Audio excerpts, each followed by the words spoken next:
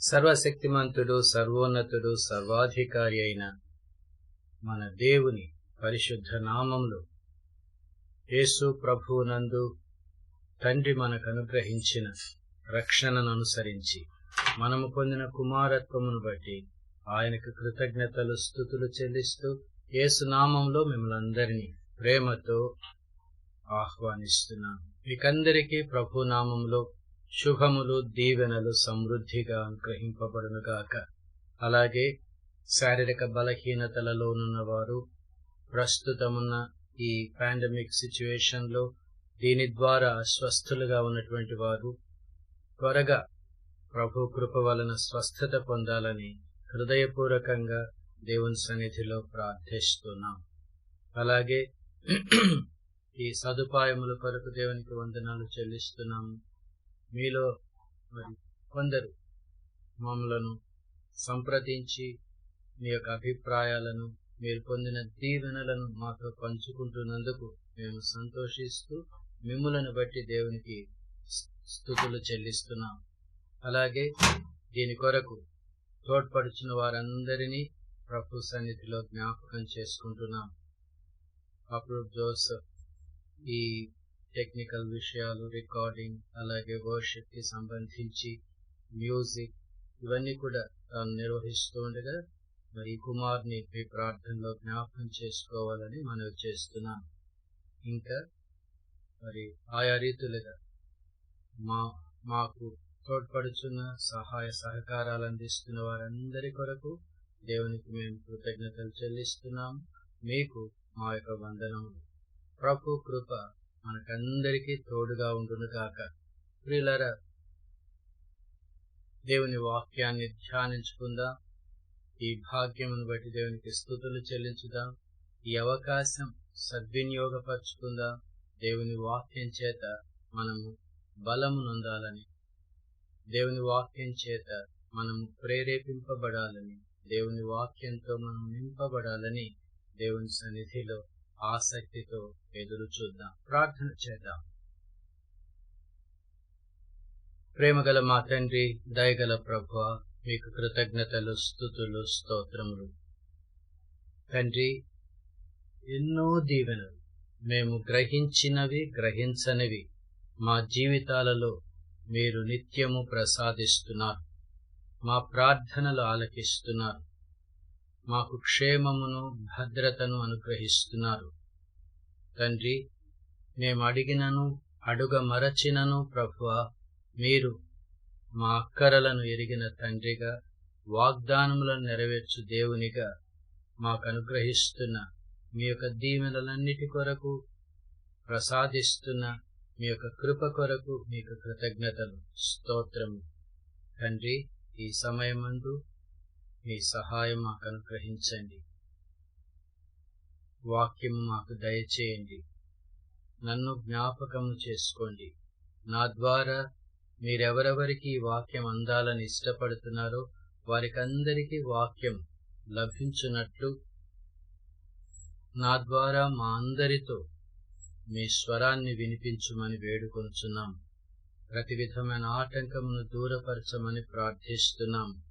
తండ్రి, మీరు మా తండ్రి, మా సృష్టికర్త, మా నిమిత్తమై శ్రద్ధ వహిస్తున్న, నిత్యము మమ్ములను గూర్చి జ్ఞాపకముంచుకొని మా యొక్క క్షేమమును ఇష్టపడుతున్న తండ్రిగా మిమ్ములను స్తుతిస్తూ ప్రభు అయిన యేసు నామములో మా కృతజ్ఞతలను, ఈ ప్రార్థనను మీకు సమర్పించుకొనుచున్నాం పరమ తండ్రి. ఆమెన్. ప్రియమైన స్నేహితులారా, దేవుని వాక్యంలో కొన్ని మాటలు ప్రత్యేకమైనవి. అలాంటి ప్రత్యేకమైన, అమూల్యమైన, అవసరమైన మాటలలో నిత్య జీవం అనే మాట ఒకటి. ఒక యవనస్తుడైన అధికారి, ధనవంతుడు, అలాగే ధర్మశాస్త్రమును ఎరిగినవాడు, పాటిస్తున్నానని చెప్పగలిగిన వాడు యేసు ప్రభువు దగ్గరకు వచ్చి నిత్య జీవం పొందాలంటే నేనేం చేయాలని అడిగాడు. ఈ విషయం మనకు తెలుసు. ప్రభు అతనిని చూచి కనికరించి అతని మీద జాలిపడి అతనికి సలహా ఇచ్చాడు. కాని అతను ముఖం చిన్నబుచ్చుకొని వెళ్ళిపోయాడు. అలాగే యోహాను సువార్తలో నిత్య జీవం అనే పదాన్ని పలుమార్లు చూస్తాం. ప్రియులారా, ఒక విషయాన్ని మీ దృష్టికి తీసుకురావాలని నేను తలుస్తున్నాను. మన పాటలు కానీ లేక మన సువార్త ప్రకటనలో మన సంబోధన కానీ దుర్మార్గులు, పాపం చేస్తున్నవారు, పాపులారా ఇలాంటి మాటలను మనం వినియోగించడం, దీని ద్వారా చాలా మంది భక్తి కలిగిన తమ మతములో మత జీవితంలో నియమ నిష్టలు పాటిస్తూ భక్తి జీవితాన్ని అనుసరిస్తున్న వారు దీనిని కొంచెం అది మనకు సంబంధం లేదని తలంచడం కానీ లేక వారు దీనితో పడకపోవడం కానీ జరుగుతుంది. అలాగే ప్రభువు నేను ఆరోగ్యం కలిగిన వారి కోసం కాదు, రోగుల కొరకే వైద్యుడు అవసరమైనట్లు నేను పాపులను పిలువవచ్చి తిని అని ప్రభు చెప్పిన మాట నిజమే. కానీ ఆ పాపులు అనే మాటను నిర్వచించడంలో యేసు ప్రభు యొక్క అవసరత ఎవరికున్నది అని స్పష్టత ఇవ్వడంలో మనం కొన్ని పర్యాయాలు అంతగా సరైన రీతిగా సువార్తను అందించలేకపోతున్నామేమో. అది మరి నా అభిప్రాయం. కొన్ని విషయాలు అలాగే మనకు కనిపిస్తున్నాయి. మరి ఈ సమయంలో దేవుని వాక్యంలో కేవలము దుర్మార్గ జీవితంలో ఉండేవాళ్ళు, కాని పనులు చేసేవాళ్ళు, అపవిత్రమైనటువంటి విషయాలను అనుసరిస్తున్న వాళ్ళు, ఇలాంటి వాళ్ళు మాత్రమే కాక ఇవి తమ జీవితంలో లేనటువంటి వాళ్ళు కొరకు కూడా మరి సువార్త అవసరమా, యేసు ప్రభు అవసరమా అనే విషయాన్ని మనం ఒక ప్రశ్నగా మన మనసులో ఉంచుకొని దేవుని వాక్యంలో దీనికి దేవుని వాక్యం ఏం చెప్తుందో గమనించాలని ప్రభు పేరిట మిమ్మలను ఆహ్వానిస్తున్నాను. వీళ్ళారా, దేవుని వాక్యంలో అపోస్తలుల కార్యముల గ్రంథం 10వ అధ్యాయం, మీరు ఇప్పటికి కొంతమందికి ముందే జ్ఞాపకం వచ్చుంటుంది ఈ వాక్యంతో పరిచయం ఉన్న వాళ్ళకి. నేను కొన్ని వచనాలు చదువుతూ ఈ వచనాలను మనము విశ్లేషించుకుంటూ లేక వివరించుకుంటూ దీని నుండి కొన్ని సత్యాలను నేర్చుకోవాలని ప్రభు పేరిట మనవి చేస్తున్నాను. ఇటలీ పటాలమనబడిన పటాలములో శతాధిపతి అయిన కొర్నేలియను భక్తిపరుడొకడు కైసరయలో ఉండెను. కైసరు పేరిట కట్టబడిన పట్టణం. ఈ కైసరయ అనే పట్టణంలో రోమా పటాలం, Roman regiment, Roman military camp అక్కడ ఉంది. ఈ పటాలములో శత అధిపతి మనకు తెలుసు, 100 మందికి అధిపతి. ఒకవేళ మనం ప్రస్తుత మన మిలిటరీ టర్మ్స్ లో దాన్ని ఈక్వల్ గా చూస్తే అది కెప్టెన్ ర్యాంక్ అని చెప్తారు. కెప్టెన్ కంటే ఎక్కువ అని నాకు అనిపిస్తుంది అతని యొక్క స్థితి చూస్తుంటే. సరే, ఏది ఏమైనా ఒక మిలిటరీ ఆఫీసర్. ఈ శతాధిపతి, ఇతని పేరు కొర్నేలియస్, తెలుగులో కొర్నేలి. ఇతని గురించి లూకా ఈ గ్రంథంలో వ్రాస్తూ అతనిని పరిచయం చేస్తున్నాడు. భక్తిపరుడు ఒకడు ఉండేది. ఇతడు భక్తిపరుడు, భక్తి గల జీవితం. ఇంకా ఇతని గురించి 2వ వచనంలో, 10వ అధ్యాయం 2వ వచనంలో, అతడు తన ఇంటి వారందరితో కూడా దేవుని యందు భయభక్తులు గలవాడై ఉండి ప్రజలకు బహుధర్మము చేయుచు ఎల్లప్పుడూ దేవునికి ప్రార్థన చేయువాడు.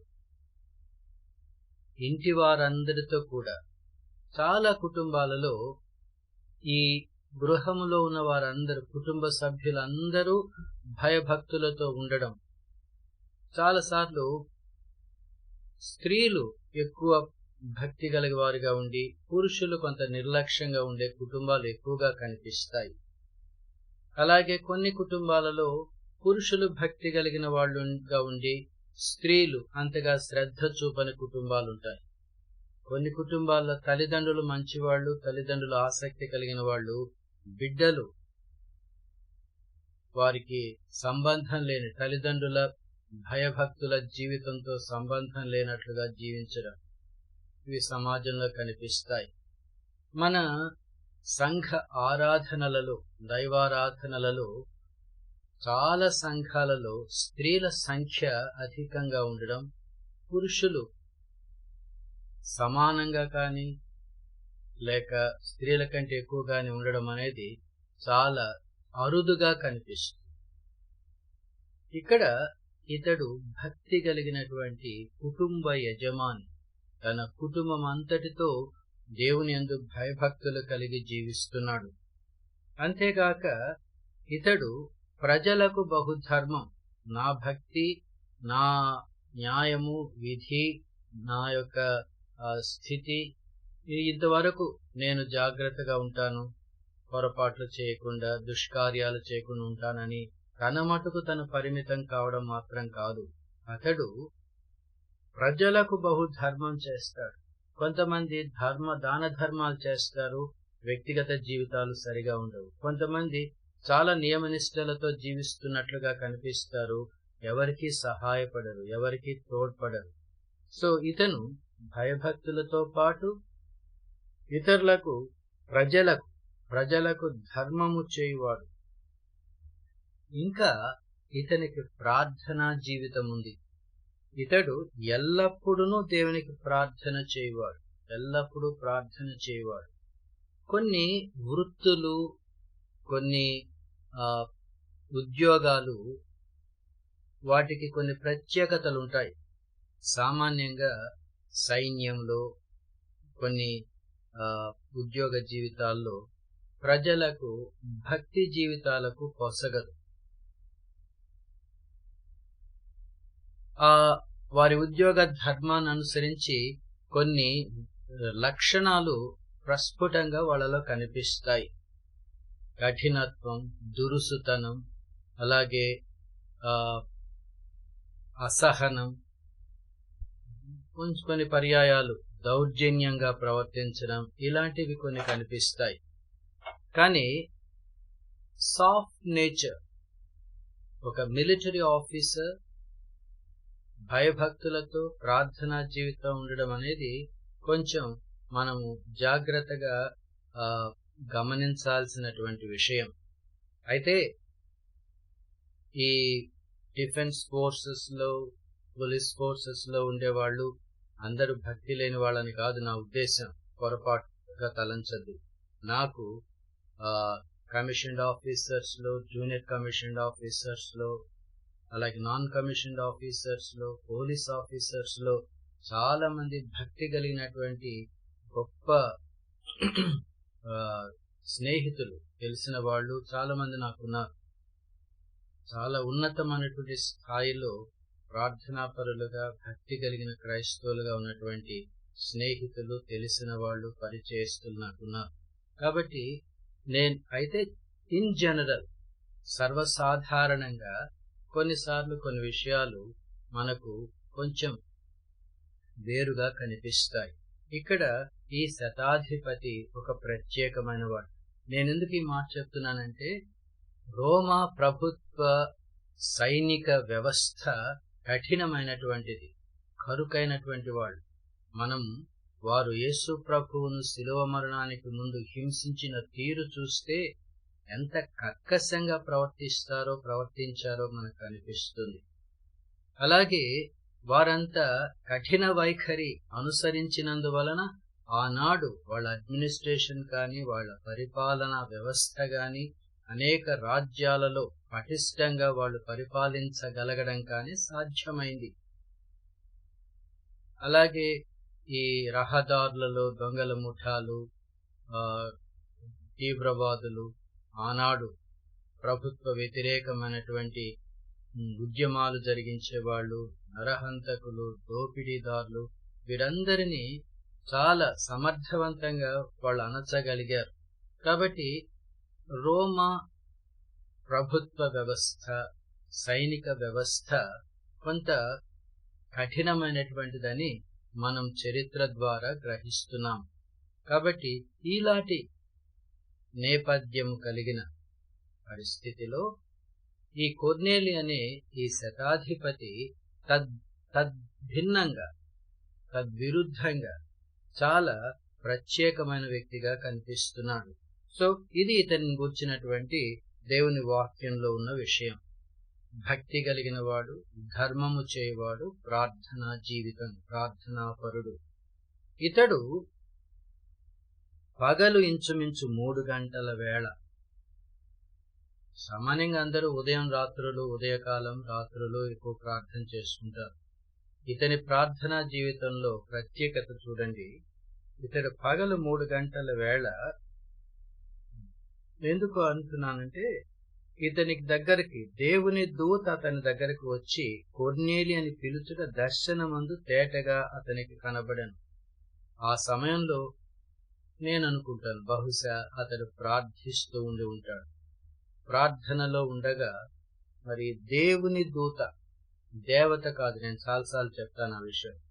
దేవతలకు దేవుని దూతలకు సంబంధమే లేదు. దేవుని దూతలు దేవుని యొద్ద నుండి పంపబడిన వార్తాహరులుగా, అలాగే దేవుని కార్యాలు నెరవేర్చడానికి ఆయన పరిచారకులుగా పంపబడేవాళ్ళు, ఏంజల్స్. కాబట్టి ఒక దూత, దేవుని దూత అతని దగ్గరకు వచ్చి కొర్నేలి అని పిలుచుట దర్శనమందు అతడు తేటగా చూశాడు. ఆ దూత భయపడుతున్నాడు కాబట్టి భయపడద్దని చెప్పి ఏమంటున్నాడు, అతడు దూత వైపు తేరి చూచి భయపడి ప్రభువా ఏమని అడిగాను. అందుకు దూత, నీ ప్రార్థనలు, నీ ధర్మకార్యములు దేవుని సన్నిధికి జ్ఞాపకార్థముగా చేరినవి. నీ ప్రార్థనలు, ధర్మకార్యము రెండు దేవుని సన్నిధికి జ్ఞాపకార్థంగా చేరాయి అని, ఇప్పుడు నీవు యొప్పేకు మనుష్యులను పంపి పేతురను మారుపేరు గల సీమోను పిలిపించు. యొప్పే అనే పట్టణం సముద్రపు ఒడ్డున ఉండేటటువంటి తీర ప్రాంతంలో ఉండే ఒక పట్టణం. ఆ పట్టణానికి నువ్వు మనుష్యులను పంపి అక్కడి నుండి పేతురను మారుపేరు గల సీమోనును పిలిపించుకో, అతడు ఫలానా స్థలంలో ఉన్నాడు అని ఈ విషయాన్ని, ఈ సందేశాన్ని తెలియజేసి కొర్నేలికి ఈ విషయాన్ని తెలియజేశాడు. స్నేహితులారా, వెంటనే తన ఇంటి పనివారిలో ఇద్దరిని, తన యొద్ద ఎల్లప్పుడూ కనిపెట్టుకుని ఉండు వారిలో భక్తిపరుడగు ఒక సైనికుడు, భక్తి కలిగిన అధికారి, భక్తిపరుడైన సైనికుని ఎన్నిక చేసుకొని ఈ పని కొరకు ఎన్నుకొని ఆ ముగ్గురిని పంపిస్తున్నాడు. వారు బయలుదేరి యొప్పేకు వస్తున్నారు. ఈ మధ్యలో, అనగా వీరు యొప్పేకు చేరేంత లోపు, యొప్పేలో ఒక చర్మకారుడైన సీమోను ఇంట బస చేస్తున్న పేతురు మధ్యాహ్నం 12 గంటల ప్రాంతంలో మిద్దె మీదకి వెళ్ళాడు, మేడ మీదకి వెళ్ళాడు. అతడు మిద్దె మీదకి ఎక్కినప్పుడు ఆ సమయంలో అతనికి చాలా ఆకలి వేసిందట. 10వ అధ్యాయం 10వ వచనం చూడండి. అతడు మిక్కిలి ఆకలి కొని భోజనము చేయగోరెను. ఇంటివారు సిద్ధం చేస్తున్నారు. అయితే పేతురు పరవశుడై ఒక దర్శనం చూచాడు. ఏమిటి దర్శనం? ఆకాశం తెరవబడడం, 4 చెంగులు పట్టి దింపబడిన పెద్ద దుప్పటి వంటి ఒక విధమైన పాత్ర భూమి మీదకి దిగివచ్చుట చూచాడు. మాటలు గమనించండి. ఆకాశం తెరవబడింది, పైనుండి 4 చెంగులు పట్టి దింపబడిన పెద్ద దుప్పటి వంటి ఒక విధమైన పాత్ర. ప్రత్యేకంగా ఉంది కదా. పాత్రలనగానే మన ఇమేజ్, మన మనస్సులలో మెదిలే దృశ్యం వేరు. అందుకనే వివరంగా చెప్తున్నాడు, ఒక విధమైన పాత్ర. ఏమిటి ఒక విధమైన పాత్ర? ఈ పాత్ర ఎలా ఉంది? 4 చెంగులు పట్టుకొని ఒక దుప్పటిని దింపుతూ ఉంటే అది ఎలా కనిపిస్తుందో అలాగూ కనిపిస్తున్న ఒక విధమైన పాత్ర అది దిగి రావడం చూచాడు. అందులో ఏమున్నాయి? అందులో భూమి అందుండు సకల విధములైన చతుష్పాద జంతువులు, ప్రాకు పురుగులు, ఆకాశ పక్షులు ఉన్నాయి. 3 విధాలైన జీవులు, చతుష్పాద జంతువులు, 4 పాదములు కలిగిన జంతువులు, ప్రాకుతూ ఉన్న పురుగులు, అలాగే ఆకాశ పక్షులు. ఒక జలచరాలు మాత్రం లేవు, మిగతావన్నీ ఉన్నాయి. అప్పుడు పేతురు, నీవు లేచి చంపుకొని తినుమని ఒక శబ్దం అతనికి వినపడింది. ఇది ఒక విచిత్రమైన దర్శనం, అసహజంగా కనిపిస్తున్న దర్శనం. ఆకలితో ఉన్నాడు, ఆత్మవశునిగా ఉన్నాడు. పాత్ర దిగి రావడం చూచాడు. ఆ పాత్రలో భూమి మీద ఉండే, భూమి అందుండు సకల విధములైన. ఇంకొక మాట చూడండి, ఈ భూమి మీద ఉన్న జంతువులను పోలిన అనే మాట లేదు. అలాగూ అతనికి అనగా ఏవో ఒక మాయాస్వరూపంగా లేక భ్రమింపజేసే విధంగా కనిపిస్తున్నవి కాదు. భూమి అందుండు చతుష్పాద జంతువులు పైనుండి దిగి వచ్చిన పాత్రలో ఉన్నాయి. తర్వాత ఇంకా అవి బ్రతికి ఉన్నాయి. అందువల్ల ఏమంటారు? నీవు లేచి చంపుకొని తిను. బ్రతికున్నాయి కాబట్టి చంపుకొని తిను. ప్రియులారా, అప్పుడు పేతురు ఏమన్నాడు? వద్దు ప్రభువా, నిషిద్ధమైనది అపవిత్రమైనది ఏదైనను నేనెన్నడూను తినలేదని చెప్పాడు. ఎందుకు ఈ మాట చెప్పాడు? ఇతడు ఒక భక్తి కలిగినటువంటి యూదుడు కదా, ఇశ్రాయేలీయులకు ధర్మశాస్త్రం ఉంది. మోషే ద్వారా అనుగ్రహించబడిన ధర్మశాస్త్రం వారు అనుసరిస్తున్నారు. లేవియకాండం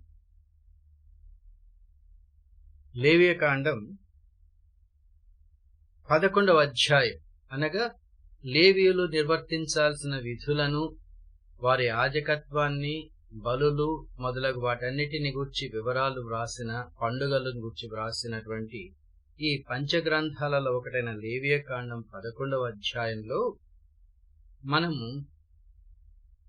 నిషిద్ధమైనవి, ఆహారమునకు వినియోగించకూడనివి, వాటిని గూర్చినటువంటి వివరాలున్నాయి. చతుష్పాద జంతువులలో వేటిని ఆహారంగా తీసుకోవచ్చు, వేటిని తీసుకోకూడదు. అలాగే ప్రాకు పురుగులు ఏవి కూడా, ఇంకా పక్షులలో ఏ పక్షులు వాటిని ఆహారంగా ఎంత మాత్రం తీసుకోకూడదు, ఇలాంటి వివరాలున్నాయి.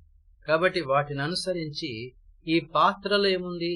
ఈ పాత్రలో కేవలము పవిత్రమైనటువంటి పక్షులు, పవిత్రమైనటువంటి జంతువులు కాదు, అక్కడ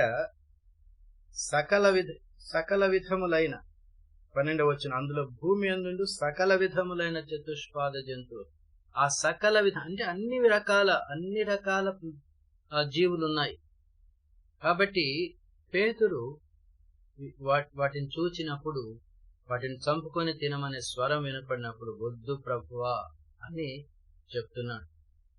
స్నేహితులారా, భక్తి కలిగినటువంటి వారి యొక్క మత సంబంధమైనటువంటి నియమ నిష్టలను అనుసరిస్తున్నప్పుడు తద్విరుద్ధంగా ఎవరైనా ఏదైనా చెప్తే మేము చేయం, వద్దు అని అనడం సర్వసాధారణం. ఇక్కడ ఈ అపోస్తలుడైన పేతురు స్వయంగా దేవుని యొద్ద నుండి, ఆకాశం నుండి దిగి వచ్చిన, అలాగే ఆకాశం తెరవబడి స్పష్టంగా ఇది పై నుండి వచ్చినటువంటి దర్శనంగా దీన్ని చూస్తూ ఆ స్వరాన్ని ఆయన అంటున్నాడు, నేను వద్దు ప్రభువా, నేను ఎప్పుడు తినలేదని చెప్తున్నాడు. ఇలా రెండవ మారు ఆ శబ్దం వినపడింది. తర్వాత మూడవ మారు వినపడింది. వెంటనే ఆ పాత్ర ఆకాశమునకెత్తబడెను. పేతురు తనకు కలిగిన దర్శనం ఏమయుండునో అని తనలో తనకు ఎటు తోచకయుండగా ఆ సమయంలో కొర్నేలి పంపిన మనుషులు సీమోను ఇల్లు ఏదని విచారించి అక్కడికి చేరారు. స్నేహితులారా, ఒక నిమిషం ఈ దర్శనాన్ని గురించి మరలా ప్రస్తావించుకుందాం. ఈ దర్శనం యొక్క ప్రత్యేకత ఏంటి? కొంచెం విచిత్రంగా కనిపిస్తుంది. చంపుకొని తినమన్నాడు. అక్కడ వండుకోవడానికి, దానిని భోజనంగా సిద్ధపరచుకోవడానికి కూడా అవకాశం గాని, సమయం కాని, సదుపాయాలు ఏమీ లేవు. ఎలా తింటాడు అలా? కానీ ఆ స్వరం అలా వినపడింది. మనకెట్లాగో ఒకవేళ ఈ స్వరం వినపడితే మనం కూడా బహుశా అలాగే భావిస్తామేమో, అలాగే మనకు కూడా అనిపిస్తుందేమో. పేతురు చాలా సహజంగా ప్రవర్తించాడు, అమాయకంగా మాట్లాడతాడు. ఆయనకి ముమ్మారు, ఈ 3 అనే సంఖ్య మరి ఎందుకు ఆయనకు ఒక ప్రత్యేకమైనది. ముమ్మారు బొంకడం, ముమ్మారు ప్రశ్నలు ఎదుర్కోవడం, నీవు నన్ను ప్రేమిస్తున్నావనే ముమ్మారు ప్రశ్న.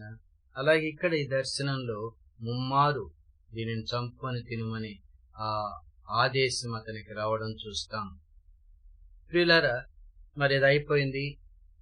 పేతురు ఏంటి దర్శనం యొక్క ఉద్దేశం? అది దర్శనం అని స్పష్టంగా మనకు కనిపిస్తుంది. ఆ మాట వినియోగించబడింది. ఒక దర్శనము కలిగింది. ఆ దర్శనానికి దీని భావం ఏంటి, ఏమై ఉండును అని దాని గురించి ఆలోచిస్తున్నాడు. స్నేహితులారా, ఈ సమయంలో కొర్నేలి దగ్గర నుంచి ఆ 3 మనుషులు అక్కడికి వచ్చి పేతురు గురించి విచారిస్తూ ఆ గృహం దగ్గర నిలబడ్డాడు. అప్పుడు 19వ వచనంలో ఆత్మ, ఇదిగో 3 మనుషులు నిన్ను వెదకుచున్నారు, నీవు లేచి క్రిందికి దిగి సందేహింపక వారితో కూడా వెళ్ళము, నేను వారిని పంపియున్నానని అతనితో చెప్పాను. ఇది విషయం. పేతురు ఆ వచ్చిన వాళ్లతో వెళ్ళాలి. ఆ వెళ్ళడానికి ముందు అతనిని సిద్ధపరచడానికి ఈ దర్శనం కలిగింది. ఒకవేళ ఈ దర్శనం కలగకపోతే పేతురు బహుశా వాళ్ళతో వెళ్ళడానికి కూడా ఒప్పుకునేవాడు కాదు. ఎందుకనగా ఈ యూదుల మతాచార సంబంధమైన నియమ నిష్టలు బహు కఠినమైనటువంటివి, ఖచ్చితంగా పాటిస్తారు. ఈ వచ్చిన వాళ్ళు ఎవరు? వీళ్ళు అన్యులు. ఈ మధ్య కొంతమంది ఈ పదాన్ని వెటకారంగా మాట్లాడుతున్నారు, విమర్శనాత్మకంగా మాట్లాడుతున్నారు. అది దేవుని వాక్యంలో వినియోగించబడినటువంటి మాట కాబట్టి, క్రైస్తవులుగా మనకు సుపరిచితమైన మాట కాబట్టి క్రైస్తవేతరులు అనకుండా అన్యులనే పదాన్ని వినియోగిస్తున్నాను. ఇక్కడ వీరు క్రైస్తవేతరు, యూదేతరులు అనాలి. యూదులు కాని వాళ్ళంతా యూదులకు అన్యులు. కాబట్టి మనం కూడా క్రైస్తవులు కాని వాళ్ళందరినీ అన్యులని ఆ పదాన్ని వినియోగిస్తున్నాం. ఇదే కాంటెక్స్ట్ లో మాట్లాడుతున్నాం. ఇక్కడ పేతురు యూదులు యూదేతరులతో సాంగత్యం చేయరు, కలిసి భోజనం చేయరు. మరి విశేషంగా ఈ రోమియులు, రోమా ప్రభుత్వానికి సంబంధించిన వాళ్ళు, సైనికులు గాని, సుంకరులు గాని, లేక ఇతరులు ఎవరైనా కానీ వారితో సాంగత్యము చేయరు. అంతేకాక సమరయులతో సాంగత్యం చేయరు. మనం యోహాను సువార్త 4వ అధ్యాయంలో యేసు ప్రభువుకు సమరయ స్త్రీకి కలిగిన సంభాషణ ఒకసారి జ్ఞాపకం చేసుకోవచ్చు. కాబట్టి ఈలాంటి ఒక ఖచ్చితమైన నియమనిష్టలకు బందీగా ఉన్నటువంటి, అది తప్పుగా కాదు, అది దేవుడు అనుగ్రహించిన ధర్మశాస్త్రాన్ని అనుసరించి వాళ్ళు అలాంటి జీవితాన్ని ఏర్పరచుకున్నారు. అయితే దానికి బందీలుగా ఉన్నారు. ఇప్పుడు ఆ పరిస్థితులన్నీ కూడా మారి సువార్త యూదులలో నుండి యూదేతరులకు విస్తరించాల్సిన సమయం వచ్చింది. ఎందుకనగా అబ్రహాముకి ఇవ్వబడినటువంటి దీవెనలు, నిబంధనలు అబ్రహాము ద్వారా లోకములో ఉన్నటువంటి అన్ని జాతులు, అన్ని దేశాలు, అన్ని రకాల ప్రజలు, అన్ని సంస్కృతులకు చెందిన ప్రజలు, అన్ని వర్ణాలకు చెందిన ప్రజలు అందరికీ సువార్త వెళ్ళాలి, దీవెన లభించాలి, సువార్త విస్తరించాలనేది దేవుని ప్రణాళిక. లోకమంతటికి సువార్త, భూదిగంతముల వరకు సువార్త వెళ్ళాలి. ప్రభు మాటల్లో శిష్యులకు ఆ ఆదేశం ఇవ్వబడింది. అయితే వాళ్ళు అక్కడి వరకే పరిమితమై ఉన్నారు. వాస్తవానికి స్టెఫెను మరణం వరకు యెరూషలేం వదిలిపెట్టలేదు. స్టెఫెను మరణం తర్వాత చుట్టుప్రక్కల ప్రాంతాలకు విస్తరించారు. వెళ్ళిన చోట వాళ్ళు యూదులకే సువార్త ప్రకటిస్తున్నారు. ఇప్పుడైతే ఇంకొక అడ్డుగోడ ఛేదించబడి లోకములోనికి సువార్త విస్తరించడానికి మరో ఘట్టం ఇక్కడ సిద్ధమవుతుంది. ఇక్కడ పేతురు అపోస్తలులలో ఒక ముఖ్యమైన వాడు. జాబితాలో ప్రథమంగా ఎప్పుడు ఈయన పేరే కనిపిస్తుంది. ఈయన ముఖ్యమైన వానిగా, నాయకుడిగా, ఒక మోస్తరు నాయకుడిగా ఉన్నటువంటి పేతురును దేవుడు సంధిస్తున్నాడు. ఇక్కడ కొర్నేలి ఇంటికి పేతురు వెళ్ళడానికి సాధారణ పరిస్థితుల్లో వెళ్ళడు. కాబట్టి ఆయనను సిద్ధపరచడానికి దర్శనం, ఆ తర్వాత ఇప్పుడు స్వయంగా ఆత్మ ఆయనతో మాట్లాడుతున్నాడు. 19వ వచనంలో ఆత్మ బోల్డ్ లెటర్స్ లో చూస్తాం. పరిశుద్ధ ఆత్మ ఇదిగో 3 మనుషులు నిన్ను వెతుకుతున్నారు, నువ్వు లేచి క్రిందకి దిగి సందేహింపక వారితో కూడా వెళ్ళు, సందేహించకుండా వెళ్ళు. సో ఇప్పుడు ఈ దర్శనం చూచాక, ఈ సంఘటనలో ఆ వచ్చినటువంటి వారు తన కొరకు వచ్చినప్పుడు, ఆత్మ స్వయంగా వెళ్ళమన్నప్పుడు పేతురు లోబడగలుగుతున్నాడు. తర్వాత సరే, మనం కొంచెం క్లుప్తపరుచుకుందాం. పేతురుతో పాటు యొప్పేలో ఉన్నటువంటి కొందరు సహోదరులు కూడా బయలుదేరారు. వీళ్ళంతా కూడా కైసరయ పట్టణంలో ఉన్న కొర్నేలి ఇంటికి చేరారు. ఇప్పుడు కొర్నేలి ఏం చేస్తున్నాడు? కొర్నేలి తన బంధువులను, ముఖ్య స్నేహితులను పిలిపించి వీరి రాక కోసం, పేతురు రాక కోసం ఎదురు చూస్తున్నాడు. ఒక మీటింగ్ అరేంజ్ చేశాడు. మన భాషలో ఒక ఇంటిలో ప్రార్థనా సమావేశాన్ని ఏర్పాటు చేశాడు. ఒక ప్రేయర్ మీటింగ్ అరేంజ్ చేశాడు. స్నేహితులారా, తన కుటుంబం మాత్రమే కాక బంధువులను, స్నేహితులను కూడా పిలిపించి ఈ దేవుడు ఆదేశించినటువంటి ఈ సందేశం కోసం కొర్నేలి ఆశతో ఎదురు చూస్తున్నాడు. ఇది ఎంత మాదిరికరమైన, శ్రేష్టమైన విషయం చూడండి స్నేహితులారా. ఇంకొక మాట, ఈ వచ్చినటువంటి వాళ్ళు పేతురుతో వాళ్ళు ఎందుకు వచ్చారో చెప్పినప్పుడు, ఆ వచ్చిన వాళ్ళు తమ యజమానుడైనటువంటి కొర్నేలిని గూర్చిన సాక్ష్యం చెప్తారు. లేక ఆయన గురించి ఏమంటారు? 22వ వచనంలో, నీతిమంతుడు, దేవునికి భయపడువాడు, యూదజనులందరి వలన మంచి పేరు పొందినవాడునైన శతాధిపతి కొర్నేలి అని ఒక మనుషుడున్నాడు. నీతిమంతుడు, దేవునికి భయపడువాడు. భయభక్తులు, భక్తి జీవితం అంటే ఊరికే భజనలు చేయడం కాదు. ప్రార్థనలు, భజనలు, పూజలు, వ్రతాలు ఇవన్నీ చేస్తే అది భక్తికి సూచనగా పరిగణించడం సహజం. కానీ అదొకటే కాదు, దానికి భక్తి గల జీవితం అనే పేరుతో దేవుని యందు భయము లేకుండా కూడా జీవించడానికి అవకాశం ఉంది. కానీ దేవుని యందు భయము కలిగిన, దేవునికి భయపడువారు తప్పక భక్తి సంబంధమైనటువంటి జీవితంలో స్పష్టంగా వాళ్ళు కనిపిస్తారు. స్నేహితులారా, మీరు నా మాటలలో ఆ వ్యత్యాసాన్ని గమనించుంటారు. ఇక్కడ ఇతడు దేవునికి భయపడువాడు. దేవునికి భయపడువాడు అనే మాటకు స్పష్టమైన రుజువు ఏమిటి అంటే, దేవునికి భయపడేవారు పాపము చేయడానికి సాహసించరు, పాపము చేయడానికి అంగీకరించరు, పాపము చేయడానికి ఇష్టపడరు, పాపము చేయడానికి ఆలోచించరు.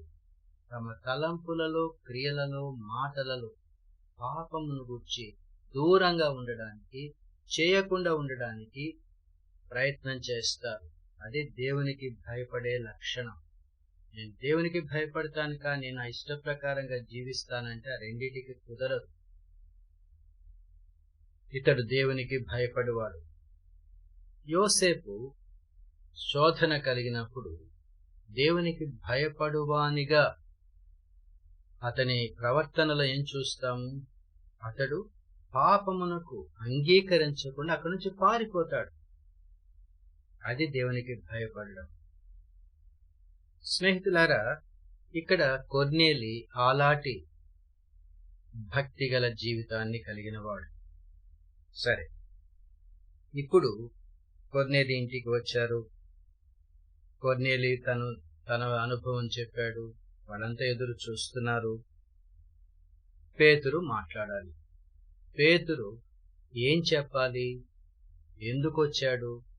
పేతురు చెప్పడానికి ఆయన దగ్గర ఏ వర్తమానం లేక ఏ సంగతులు, ఏ సందేశం ఉంది?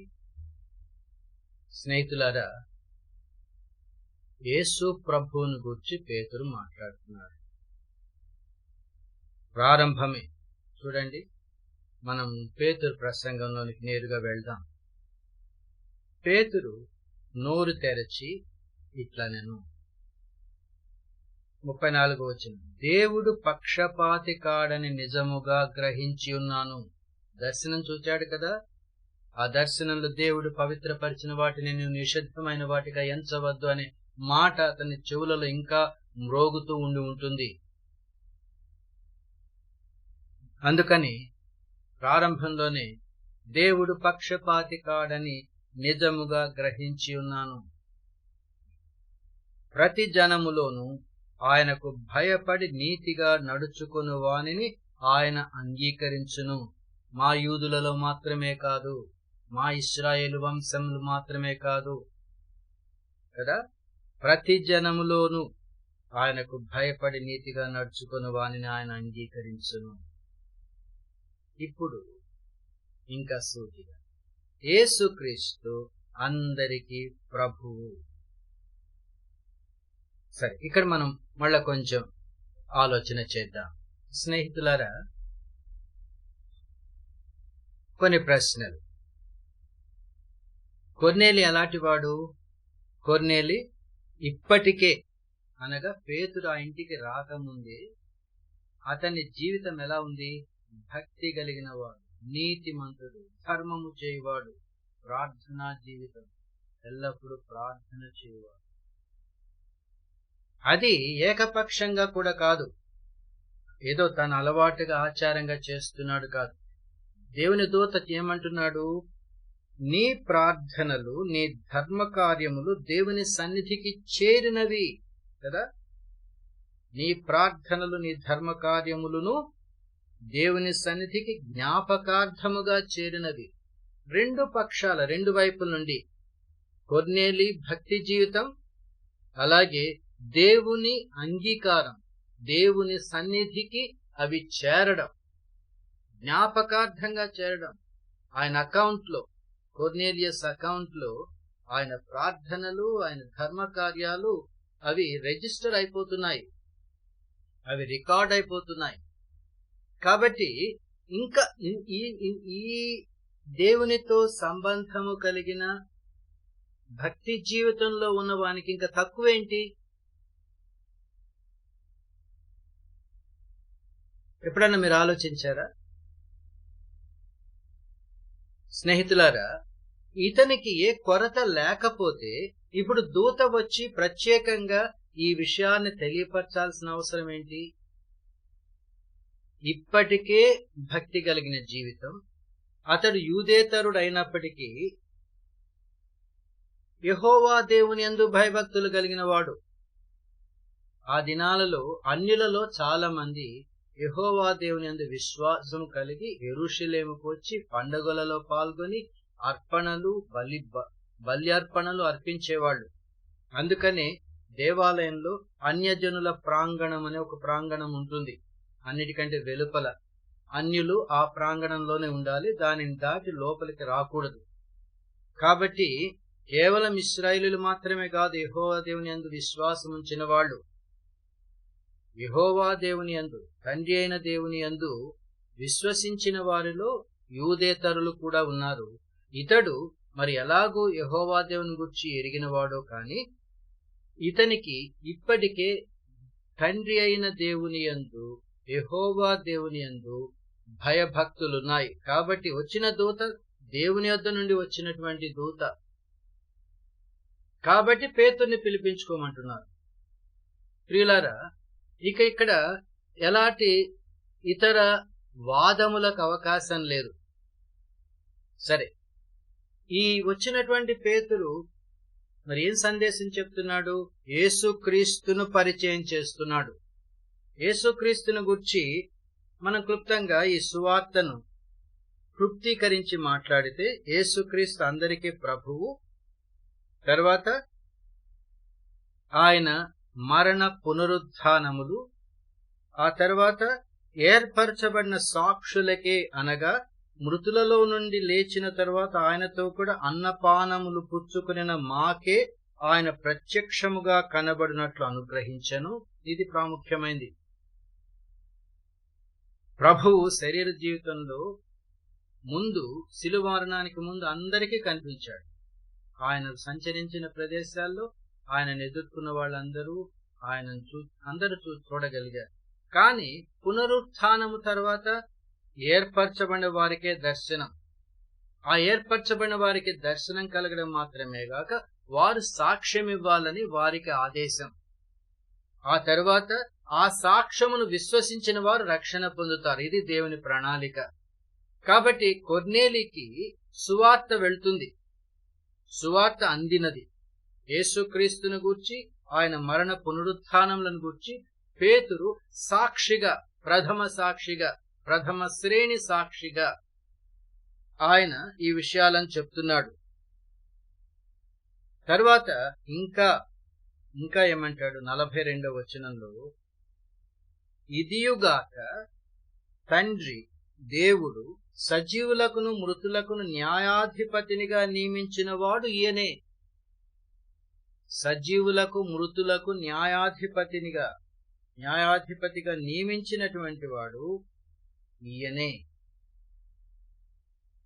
అని ప్రజలకు ప్రకటించి దృఢ సాక్ష్యం ఇయ్యవలనని మాకు ఆజ్ఞాపించారు. ఆయన యందు విశ్వాసముంచు వాడెవడో వాడు ఆయన నామము మూలముగా పాప క్షమాపణ పొందునని ప్రవక్తలందరూ ఆయనను గూర్చి సాక్ష్యమిచ్చుచున్నారు. స్నేహితులారా, ఇక్కడ పేతురు స్పష్టంగా చెప్తున్నాడు, యేసుక్రీస్తు జన్మము, జీవితము, బాప్తిస్మము, పరిచర్య, ఆ తర్వాత శిలువ మరణం, పునరుత్థానం తర్వాత ఈ ఏర్పాటు చేయబడిన వారికి ప్రత్యక్షం కావడం. వాళ్ళు ఏమని చెప్పాలి? మృతులకు సజీవులకు న్యాయాధిపతినిగా దేవుడు నియమించిన వాడు ఈయనే అని ప్రజలకు ప్రకటించి సాక్ష్యం ఇవ్వడం మాకివ్వబడిన బాధ్యత. అంతేగాక ఆయనందు విశ్వాసముంచువాడు ఆయన నామం మూలముగా పాప క్షమాపణ పొందును. కొర్నేలికి పాప క్షమాపణ కావాలా? కొర్నేలి ఇప్పటికే నీతిమంతుడు కదా, ప్రార్థనాపరుడు కదా, భక్తి కలిగిన వాడు కదా, దేవుని చేత అంగీకరించబడిన వానిగా కనిపిస్తున్నాడు కదా, జ్ఞాపకార్థంగా దేవుని సన్నిధికి ఆయన ప్రార్థనలు చేరాయి కదా. మరి ఇంత భక్తి నీతి కలిగిన వానికి పాప క్షమాపణ అవసరమా? చాలా మంది అనుకుంటారు, క్రైస్తవేతరులలో కూడా, మేము చాలా నియమనిష్టలతో భక్తితో జీవిస్తున్నాము, మా భక్తి మాకు చాలు, అదెవరో దుర్మార్గులకు సంబంధించి ఉండొచ్చు, అలాగే కులహీనులకు సంబంధించి ఉండవచ్చు, అనాగరిక చర్యలు చేసేవారికి, అప్రాచ్యులుగా జీవించే వారికి అవసరం కావచ్చు. మాకు మా భక్తి, మా మతం, మా నియమనిష్టలు, మేము వీటన్నిటి ప్రకారంగా మేము చాలా పద్ధతిగా జీవిస్తున్నాము, మేము చాలా మంచి వాళ్ళము అని కొంతమందికి ఆ తలంపు ఉండవచ్చు. కొంతమంది అహంకారంగా ప్రవర్తించకపోవచ్చు, కానీ లోపల ఆ విధమైనటువంటి ఆ వాళ్లకు స్వాతిశయం ఉండొచ్చు, తృప్తి కూడా ఉండొచ్చు. కానీ అపరాధ భావన నుండి విడుదల పొందిన వాళ్ళగా ఎవరు చెప్పడం లేదు. స్నేహితులారా, దేవుని వాక్యం స్పష్టంగా చెప్తుంది, నీతిమంతుడు లేడు, ఒక్కడు లేడు. దేవుని ఎదుట తమ స్వంత మత సంబంధమైన కానీ మరి ఏ ఇతర సంబంధమైన భక్తి జీవితాలతో దేవుని యొక్క న్యాయ నిర్ణయానికి సంబంధించి, కొలమానానికి సంబంధించి దేవుని నీతిని సంతృప్తి పరచగలిగిన వాళ్ళు ఎవరు లేరు. దావీదన్నాడు, నేను పాపములో పుట్టినవాడను, పాపములోనే నా తల్లి నన్ను గర్భమున ధరించెను. పుట్టినప్పటి నుండి పసిబిడలకేం తెలుస్తుంది? మంచి చెడుల విచక్షణ కలగక ముందు వాళ్ళు ఏం చేశారో వాళ్ళకి మనస్సాక్షి, స్పృహ, తెలివితేటలు ఇవేమీ లేవు కదా. స్నేహితులారా, మానవ జన్మ పతనము తర్వాత జన్మ అనేది ప్రారంభమైంది. కాబట్టి మన ఆది తల్లిదండ్రులు పాపములో పడిపోయిన తర్వాత వారు సంతానం కలిగి ఉండడం ప్రారంభించారు. కాబట్టి మనం ఈ మొదటి ఆదాము స్వభావాన్ని సంతరించుకొని జన్మిస్తున్నాం. ఏ మతంలో ఉన్నా, ఏ దేశంలో ఉన్నా, ఏ సంస్కృతికి చెందిన. ఒకవేళ భయభక్తులు కలిగిన జీవితం ఉండొచ్చు, కానీ అది అసంపూర్ణం. అది సంపూర్ణం కావాలంటే ప్రతి ఒక్కరికి నీ పూర్వస్థితి ఎలా ఉన్నా చివరకు దేవునికి ఇష్టమైనటువంటి దేవుడు స్వీకరించగలిగిన స్థితిలో ఉన్నప్పటికీ యేసుక్రీస్తునందు రక్షణ కావాలి, యేసుక్రీస్తునందు పాప క్షమాపణ కావాలి. యేసుక్రీస్తునందు విశ్వసించడం ద్వారా పాప క్షమాపణ లభిస్తుందని పేతురు చెప్పడానికి, యేసు ప్రభు యొక్క పునరుత్థానం, ఆయన రక్షకుడు, ఆయన మృతులకు సజీవులకు న్యాయాధిపతిగా తండ్రి చేత నియమించబడినవాడు అనే విషయాన్ని చెప్పడానికి యొప్పే నుండి కైసరియకు వచ్చాడు. అది కొర్నేలికి అవసరం. కాబట్టి కొర్నేలి జీవితాన్ని దేవుడు ఇష్టపడి ప్రేమిస్తూ ఆ కొరతను కూడా తీర్చడానికి యేసు ప్రభువును గురించిన సందేశాన్ని వినిపింప చేయడానికి పేతురును పంపించాడు. ప్రియమైన స్నేహితులారా, మీకు ఎలా అనిపిస్తుంది? పాపులారా అని సంబోధిస్తే ఇది మనకు కాదని వర్తించదనుకునే వాళ్ళకు కూడా సువార్త కావాలి. ఒకవేళ అపవిత్రమైనటువంటి, నీచమైనటువంటి, లేక పాపముగా పరిగణించేటటువంటి వ్యభిచారము, దొంగతనము, మోసము అలాంటి క్రియలు చేయకపోయినా, చాలా భయభక్తులతో జీవించినా సువార్త కావాలి, యేసు ప్రభు కావాలి. స్నేహితులారా, మా పరిచర్యలో కొంతమంది ఇలాంటి వాళ్ళు అప్పుడప్పుడు తటస్థపడతారు.